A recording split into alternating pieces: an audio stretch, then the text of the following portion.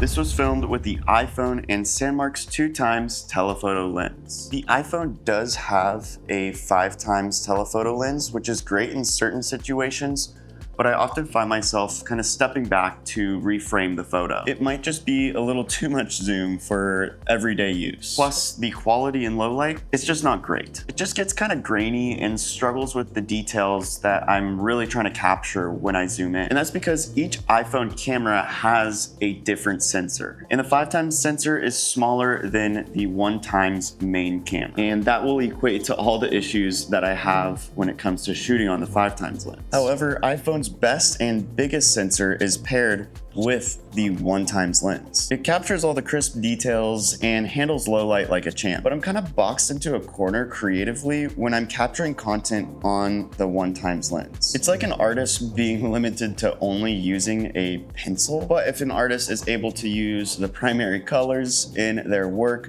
there's really no limits to what you can create. And that's why using an external lens is perfect for everyday content creation. It balances from being super mobile and easy to transport to being very professional and great for everyday content creation. Plus, you get to take advantage of the best and biggest sensor on the iPhone with the 1x lens. This one that we're using is the Sandmarc Telephoto 58mm 2x lens. Really look at your iPhone as another tool in your toolbox and a blank canvas, especially when you pair it with external lenses and also third-party camera apps like Pro Camera or the Blackmagic camera app. You can get pretty darn close to professional-looking footage and photos without the hassle of lugging around a bunch of gear. Now, let me show you what we can create with this lens.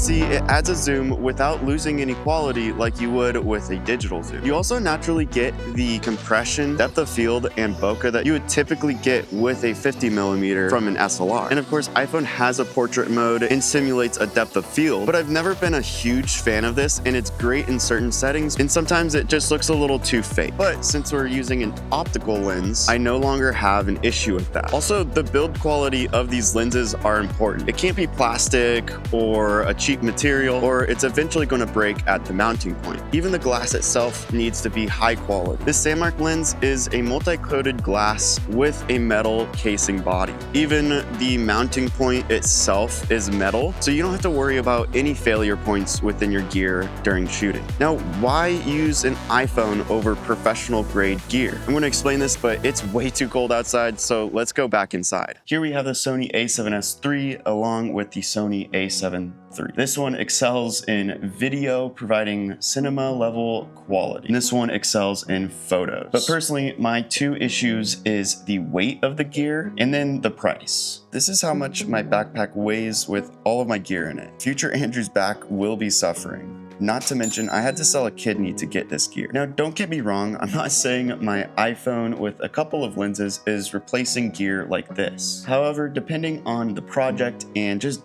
overall day-to-day content creation, this is a lot easier to transport than this. While there is a time and place for the full cinema rig, it's nice to go back to the basics, which helps showcase storytelling, composition, and your ideas, which I easily neglect because I lean too heavily on my gear at times. Having something that shoots log video and raw photos and that fits in my pocket is literally a dream come true. But let's do a quick comparison on the iPhone 16 and the telephoto lens and the FX3.